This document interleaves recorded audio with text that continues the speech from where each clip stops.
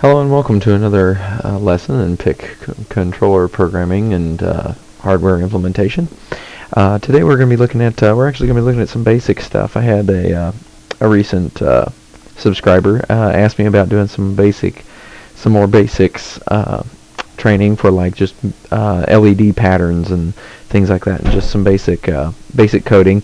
This lesson is going to be kind of unique because I'm going to be doing two different compilers with this one. You know, normally we've strictly been dealing with the CCS C compiler. Well, this time we're going to be dealing with the freeware version, the HITECH C light version of that product. I'll be showing you how to work in that. I've been learning that one alongside the CCS one, and so that way those of you that are out there that are maybe beginners, don't want to go out and spend the few $100 or even more for a real pristine compiler. You just want to use something that's kind of a light version that's temporary. It's just something that'll let you get going and let you start playing with it. That's the HITECH C compiler. It comes free with Labs IDE, and it's just a real nice out-of-the-box compiler that works really well. And then if you decide you want to upgrade, you can upgrade in the HITECH C. You can also get the CCS C that you've been seeing in all my other videos and all that stuff. So basically what we're going to do today is look at those two different compilers and just some back-to-basic stuff. Hopefully this will be what some of my subscribers have wanted. So what we've got here is we've got our 78L05 voltage regulator again. So we've got our 12-volt input, or 24. I think this voltage regulator, depending on which ones you get, can go up to 30, maybe even 40 volt on the input. So anyway, got that coming in, got 5 volts coming out. You got your suppression decoupling caps on either side to keep out some noise. We've got our mem clear tied to a high. Like I said, again, I like to tie my mem clear to a high using a resistor, because you never know when you might want to do a soft reset by grabbing this and pulling it to ground and then releasing it, and that will reset the PIC. You never know when you might want to do that, so I always just it's kind of my habit to always put a resistor, and resistors are cheap. They're a few cents, so I like to just go ahead and pull that up externally.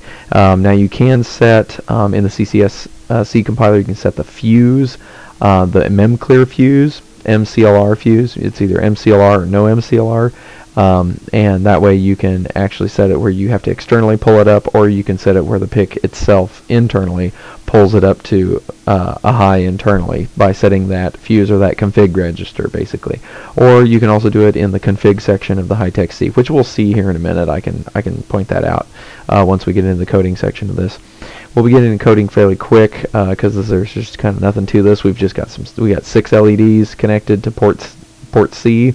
So we've got RC0, 1, 2, 3, 4, and 5 all connected to just LEDs. And remember your 470 ohm resistor. Like, again, it depends on the LED, but most of the ones you buy at like Radio Shack and stuff like that, usually they take a 470 ohms gives you a pretty good current to do. Like if you were to do 470 just using Ohm's law, that would be roughly around 10.6 roughly milliamps is what you're going to be pushing through it. So it's not a whole lot, but yet it's not a bare minimum, so you get a nice bright LED instead of either it being too dim or you run the risk of burning it up because you're pushing way too much current through it. So 470 ohm is a good round, but again, like I said, if you want it to be dimmer, just increase the resistance. It's no big deal. You want it to be brighter, make sure and see what your maximum current your LED can push, and then lower the resistance, and you'll get it brighter. So basically, just move the current around. So anyway, that's pretty much all there is to the hardware. Just going to be a very simple thing. We're using the 676. You can use any of them. This whole method that I'm going to be showing works for any PIC. It doesn't matter what it is, because all we're doing is flipping pins high and low to turn lights on and off, and using some internal delay that we have. You can always, just want to point this out, there's always the oscillator pins. There'll be an oscillator input, and they'll be like this one. You have oscillator 1, oscillator 2. For those of you that maybe won't be able to see this very well, let me zoom in. You've got oscillator 1 and oscillator 2 here on pins 2 and 3 on the 676 chip. All microcontrollers will have that. We'll have an oscillator, so you can put an external crystal on it. So like, if The internal, like this one, I think it internally can only be up to 4 megahertz as the internal oscillator. If you want 20 megahertz, or you want 50 megahertz or something even bigger, for whatever reason, whatever you're doing, then you can attach an external oscillator, and then you have to make sure you that your PIC is aware of that. You make sure in your define statement, which I'll show you in a minute, you define it as an external oscillator and not as an internal. So anyway, that's pretty much all there is to the hardware. So let's go ahead and jump into the software. I'll show you the CCS first. Here's basically our CCS, and for those of you that are very new to all this, the Labs IDE can be downloaded from Labs. In fact, I can show you where this is. We'll go to Microchip's website really quick. Lab IDE, see right over here in this section here. You click on that. It's going to take you to Lab IDE website, and you just scroll all the way to the bottom like this. And then, like right now, we're up to version 8.76. You just click on that, and you'll download the package. And then you have all kinds of user guides and other useful information all here that you can download. That's all downloadable. So that's pretty much where you go get Labs IDE. It will come with the HITECH C compiler. I think it even is saying this right here. Third-party tools. Yeah, the HITECH C compiler comes with this. So that those of you, like I said, those of you that are wanting to just kind of play with these things, play with these chips and things like that before you actually buy compilers and get hardcore into spending a lot of money to be able to make these kind of at a professional type level, it gives you a good start to play with. So that's where you go get that. But I have other movies on how to actually set all this up and actually bring in your files, put your source files in, create a project, go through the project wizard and all that stuff. Just look through. It should be the very beginning movies, like the just pick basics movies that I have posted on my channel for how to set all the IDE up and everything, and how to actually program the chip and all that fun stuff. There's videos on my website that tells you how to do all that. So now, what we're going to do is we're going to go through this. For the CCS compiler, you want to definitely include your header file. So whatever device you're using, if it's a 676 or 1938 or 877 or whatever it is, you need to include the proper header file. And then also check your fuses. I always just do no watchdog timer and no protect, no code protection on it. Those are two basic ones. You can look through the different help files and things with your different compilers, HITECH C included, to see what kind of fuses you can set. Basically, all it is the config registers. If you don't want to use this, you can set the config registers yourself manually. See, I haven't done this in a while. It'll take me a minute to find it. Yeah, it's up under configure. You're going to configuration bits.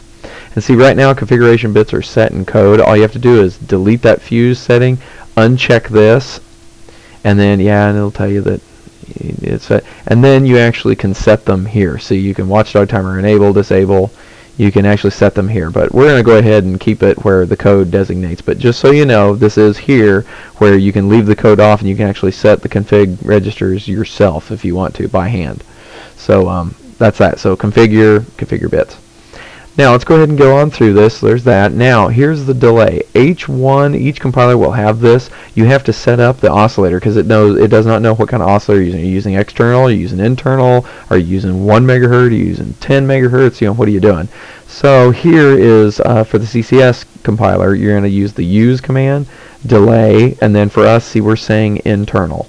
Now if you don't want to use the internal, you want to use an external one, you will just say delay and then like 4M or 20M or 10M for mega, M for mega, and you won't put this internal equals. You won't put that. You'll just put delay, 10 million or something like that for 10 megahertz is what you'll put if you want to use an external oscillator.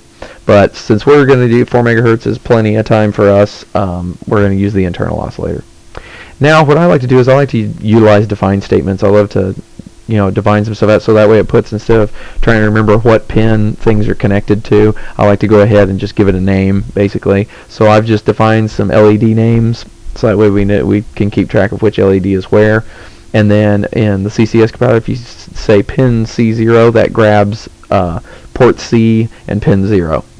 So what we're doing is we're basically just assigning the name LED to that pin. So LED 1, 2, 3, 4, 5, all the way down to 6. Now we're going to go ahead and begin our main function. just like normal C programming. We're going to begin our main function, and then we're going to set up the tri-state registers. You have to set up your tri-state registers for input and output. It's not really a big deal for like what we're doing. I just want to show you guys this, that's where it's coming from. Most of the time, your tri-state registers default to all output, I want to say. I'll have to look back at it again. It may be all inputs. I think it might be all output though.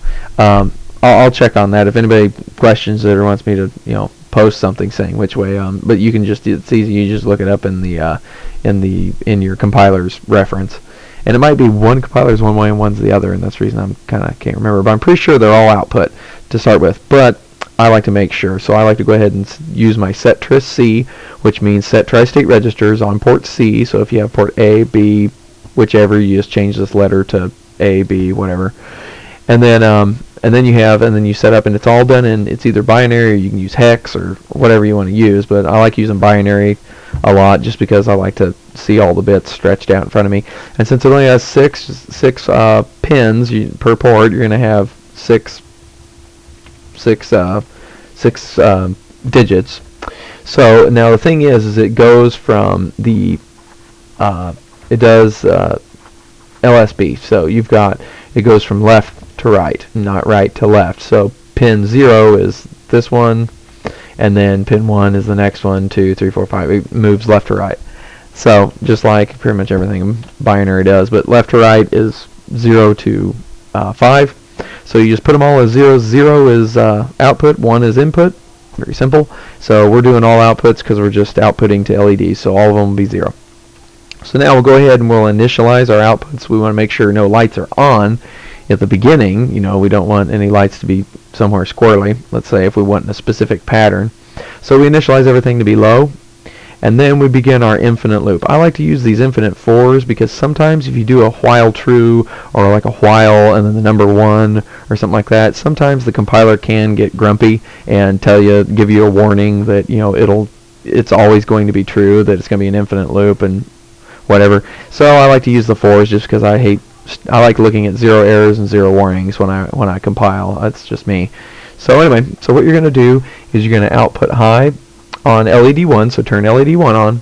Then I put it as delay like 10 milliseconds. Now this is where you can play with the speed of how fast your lights blink or how slow they blink or whatever.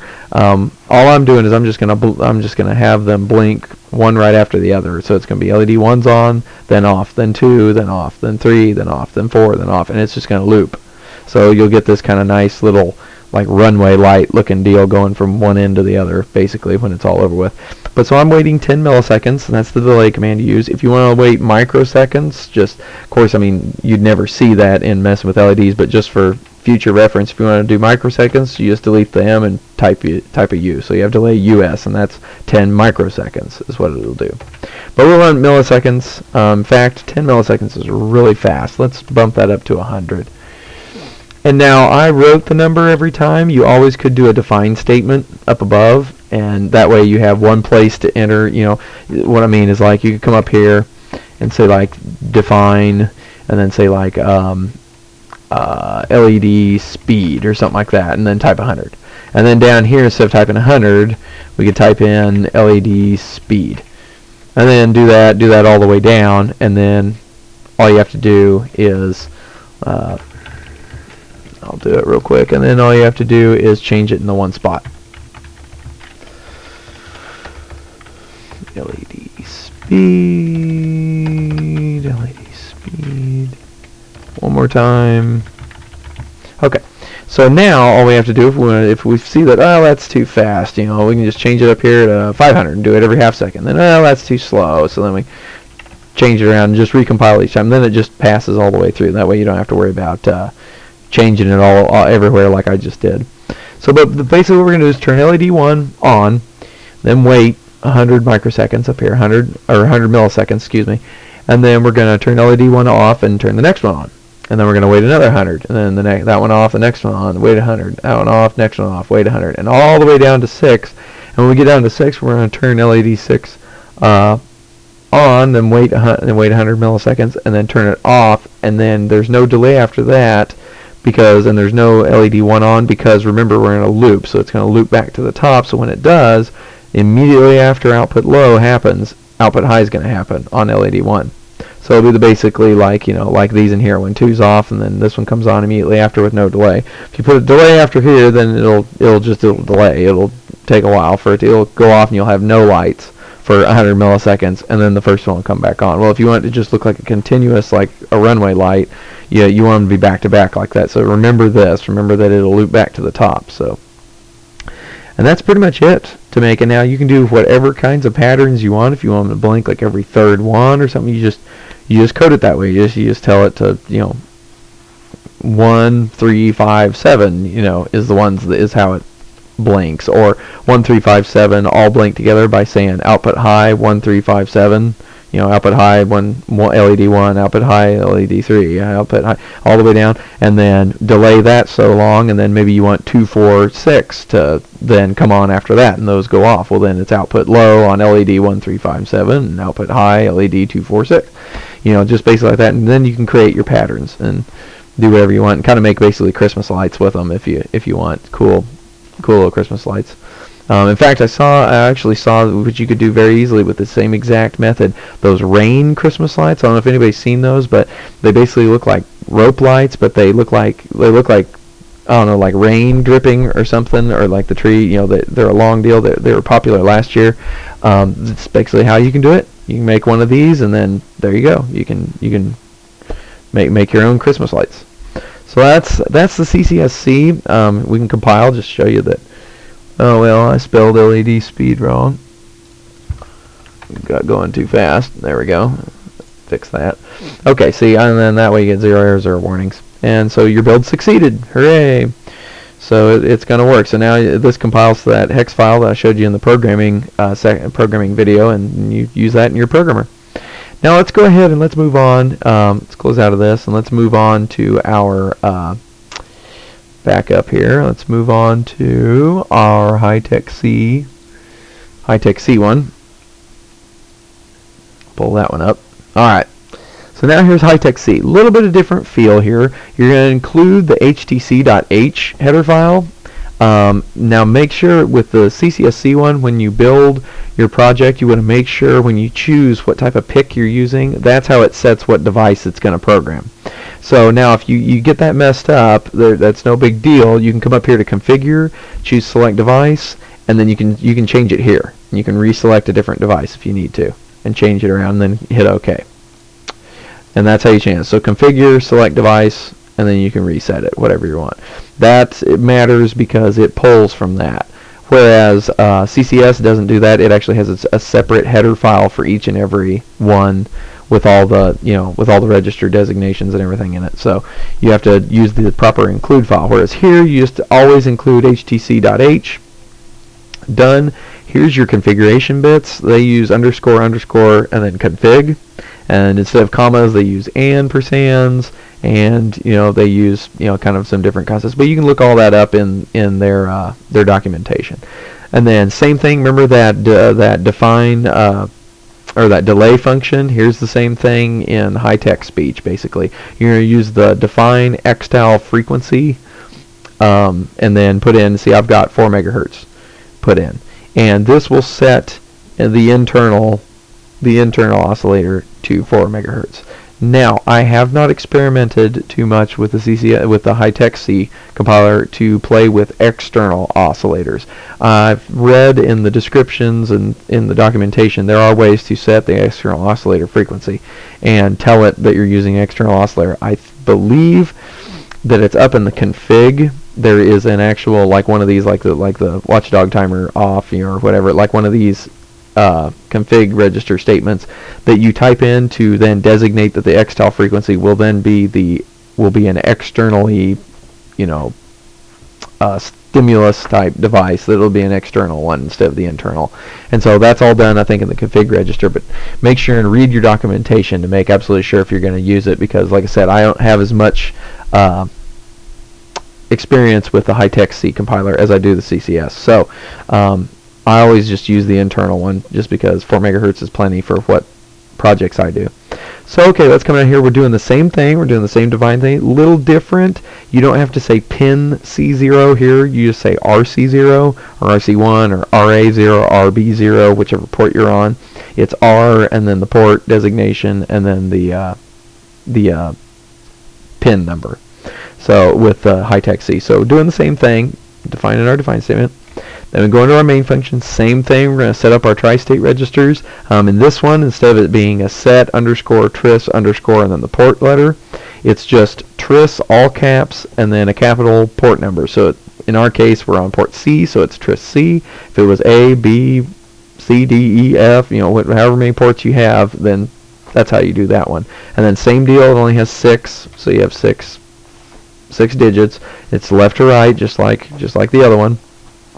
So now down here, and they do there, you don't have to have a function to output a high or low with HITECH C, which makes it a little bit shorter hand. It's a little easier to type. You just type in either RC0 or, since I've defined a name for it, and then you just say equals 0 or equals 1. So 0 being off, 1 being 5 volts, you know, high and low. So here we're initializing it. We're taking them all and setting them equal to 0, so they're all low. Now in this one, this is where, it's a little different. You can do the while statement, or you can do that infinite for loop. But you can do an infinite while statement here, and the CCS C or the HITECH C, excuse me, compiler will not care. The CCS one gets angry. This one doesn't. So you can do the while true or while 1, and then we're basically doing the same thing. We're saying LED 1 equals high. Then we're going to wait 100 microseconds, and this is their delay command. Want to caution you though, their delay commands, at least I've had this trouble, they may have updated compilers since I've messed with this, but sometimes if you get over, I think it's a couple, if not 3,000, 3 seconds, so 3,000 milliseconds, that function will have errors and have issues. So to get around that, just write your own like loop function, like do a for loop that takes 1,000 milliseconds and then loops it however many times for however many seconds you want. You know, just create like another function that's maybe called delay SEC for seconds, you know, and then you type in 5 and then it just loops the delay ms function, this function. It'll be delay ms 1,000, it just loops it 5 times and that'll give you 5 seconds. You know, just use a for loop or something like that. But I know that is an issue. Sometimes those delays have, or at least with a certain version that I was using, I don't remember which one it was, but certain version of the HITECH C compiler, it had issues with getting over 1,000 or maybe it was 2,000 milliseconds. It wouldn't time properly. So, and it would actually throw errors. So anyway, keep that in mind. So that we're going to do that. Then we'll do the same thing. And then LED 1 extinguishes, LED 2 comes on, then we wait another 100. And then 2 is off, 3 is on, wait 100, and over and over and over. And same deal down here, we turn LED 6 off, but then we don't delay or anything because it'll loop back up to the top, and LED 1 will be back on. So basically the same thing. So that's some basically the basic stuff of 2 different compilers. One is, like I said, the freeware light version of the HITECH C compiler. It comes with Labs IDE, and also the CCS C compiler from CCS Systems. So that's 2 different flavors, 2 different ways to go about it. Please comment and tell me if this was helpful. Those of you that had asked me for some more basic stuff, hopefully this was helpful for you guys, made sense. Please continue to watch, please continue to subscribe. I'm working on an ADC tutorial next using the CCS C compiler. I may do this again, do the dual deal, because I can show you how to do ADCs, doing analog digital conversions with both HITECH C and the CCS C compilers. So be on the lookout for that. I'm waiting to order more parts because I totally forgot to order the there's an external crystal clock that needs to be ordered for a component that I'm using in the USB tutorial. So once that comes in, I will hopefully get that constructed, and that way then we can do the USB tutorial, because I know that I've had a lot of people excited about learning about the USB tutorial and how to implement USB into their projects. So that's stuff that's on the horizon. Hope you all had a good time. Hope this information was helpful to you, and let me know anything else that I can do for you all. I enjoy making these videos, and it seems to be that you guys enjoy watching them. So let me know what I can do, and we'll go from there. Thank you very much.